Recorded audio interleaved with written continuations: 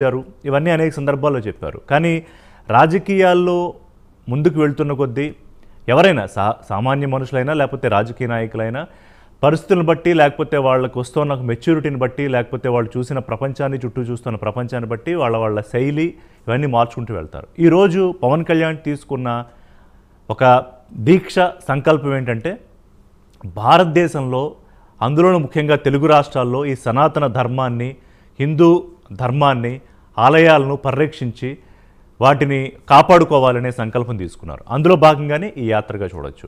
సరే, దీనికి ఒక పొలిటికల్ డిబేట్ కూడా ఎందుకు జరుగుతుంది? ఇవాళ ఎందుకు ఈ డిబేట్ నేను పెట్టానంటే దీనికి ఒక పొలిటికల్ యాంగిల్ లేకపోతే ఒక పొలిటికల్ కలరు ఇచ్చే ప్రయత్నం కూడా జరుగుతోంది. అదేంటంటే ఇవాళ బీజేపీ ప్రధానంగా పవన్ కళ్యాణ్ని ఒక మెషిన్ అంటే ఒక మిషన్లో భాగంగా ఆయుధంగా వాడుకుంటోందా అని చెప్పి, అంటే సౌత్లో పాగా వేయడానికి ప్రయత్నం చేస్తోంది బీజేపీ. తాజాగా మహారాష్ట్ర, ఢిల్లీలో అధికారంలోకి వచ్చిన తర్వాత ఈసారి సౌత్ రాష్ట్రాలు, తెలుగు రాష్ట్రాలు, అటు తమిళనాడు, కేరళను కూడా టార్గెట్ చేస్తుంది. మరి టార్గెట్ చేస్తే పవన్ కళ్యాణ్ ఏ రకంగా బీజేపీకి కలిసి వస్తారు? ఆయన బీజేపీ నాయకుడు కాదే, జనసేన అధినేత.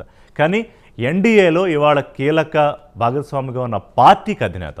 చూద్దాం ఈ చర్చ ఎటువైపు వెళ్తుంది, జనసేన నాయకులు ఏమంటారు, టీడీపీ ఏమంటుంది, బీజేపీ దీనికి ఒప్పుకుంటుందా, వైసీపీ ఏముంటుందో చూద్దాం. నాతో పాటు స్టూడియోలో కుసంపూడి శ్రీనివాస్ గారు, జనసేన సీనియర్ నాయకులు నాతో జాయిన్ అవుతున్నారు. అలాగే దీపక్ రెడ్డి గారు, మాజీ ఎమ్మెల్సీ, తెలుగుదేశం పార్టీ సీనియర్ నాయకులు. కాకుమాన్ రాజశేఖర్ గారు, వైఎస్ఆర్సీపీ సీనియర్ నాయకులు. ఆంజనేయ రెడ్డి గారు, బీజేపీ సీనియర్ నాయకులు. థ్యాంక్ యూ వెరీ మచ్ అండి అందరికీ. సో శ్రీనివాస్ గారు, నేను కొంత లెంగ్తీ ఉపోద్ఘాతమే చెప్పా. ఎందుకంటే ఒకటి, దీంట్లో ఆయన యాత్ర చేయడానికి ఉన్న కారణాన్ని చాలా స్పష్టంగా చెప్తున్నారు. ఆయన దేనికైతే కంకణబద్ధులై ఉన్నారో దానికోసం.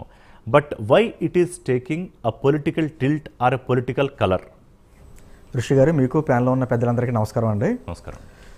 సరే, ఈరోజు పవన్ కళ్యాణ్ గారు దక్షిణ భారతదేశంలో కొన్ని దేవాలయాలు సందర్శించడానికని ఈరోజు మొట్టమొదటిగా కేరళ వెళ్ళడం, అక్కడ అగస్త్య మహామునికి సంబంధించినటువంటి ఆశ్రమాన్ని సందర్శించుకోవడం, దాని తర్వాత మీడియాతో కూడా మాట్లాడారు. ఆయన మాట్లాడి ఇది నాకు ఇప్పుడు 4.5 సంవత్సరాల క్రితం ఉన్నటువంటి ఒక మొక్కు.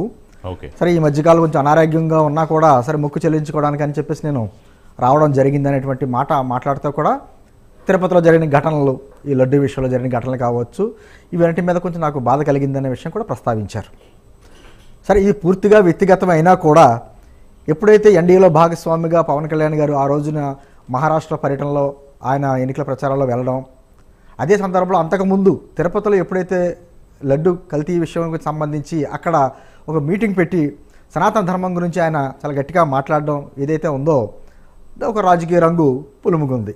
మీరు కొంతవరకు చెప్పారు. కానీ ఇప్పుడు ఈ యాత్ర విషయంలో కూడా దీని వెనకాల మోడీ గారి వ్యూహం ఉంది, ఈ రకరకాల బీజేపీ రకరకాలుగా మాట్లాడుతున్నారు. కానీ దానికి రాజకీయాలకు అతీతంగా జరుగుతున్నటువంటి ఒక యాత్ర.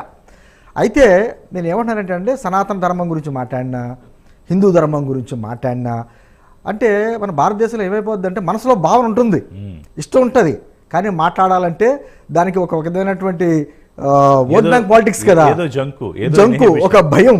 అది మాట్లాడితే ఒక మతం గురించి మాట్లాడితే వేరే మతం వాళ్ళు దూరం అవుతారేమో అని ఒక ఓట్ బ్యాంక్ పాలిటిక్స్లో భాగంగా చాలామంది మాట్లాడడానికి ధైర్యం చేయరు. కానీ పవన్ కళ్యాణ్ గారు దీనికి అతీతంగా ఆయన మనసులో ఉన్నది ఏది అయినా సరే బహిరంగంగా చెప్తాడు ఆయన. దానిలో భాగంగానే మీకు ఉదాహరణగా చెప్తున్నా. గతంలో ఒకసారి ఆయన అమెరికా వెళ్ళారు. అమెరికా వెళ్తే అమెరికాలో ఆయన చె గెవేరా గురించి మాట్లాడారు. చె గెవేరా గురించి మాట్లాడితే ఒక పెద్ద ఆర్టికల్ రాశాడు. అమెరికా వెళ్ళి చె గెవేరా గురించి ఎలా మాట్లాడతారు, అమెరికా వాళ్ళకి వ్యతిరేకమైన వ్యక్తి కదా అని చెప్పేసి. ఆ తర్వాత నేను కూడా ఆర్టికల్ రాశాను, అమెరికా వెళ్తే అసత్యాలు మాట్లాడాలా అని. మీరు రాశారా? నేను రాశాను అప్పుడు దానికి కౌంటర్గా. ఎందుకంటే అదే చె గెవేరానే మన ఇండియా వచ్చాడైనా మన అప్పట్లో ఉన్న భారత ప్రభుత్వం ఆహ్వానించింది, జరిగినాయి. నేను ఏమంటున్నానంటే ఈ రోజున భారతదేశంలో ఏదైనా మెజారిటీ ప్రజల మనోభావాల గురించి మాట్లాడాలంటే ఒక జంకు, మెజారిటీ ప్రజల మనోభావాలను కించపరచడం మాత్రం చాలా ఈజీ, వెరీ ఈజీ, చాలా ఈజీ. హిందూ మతాన్ని విమర్శించడం అంటే అదొక హీరోయిజం.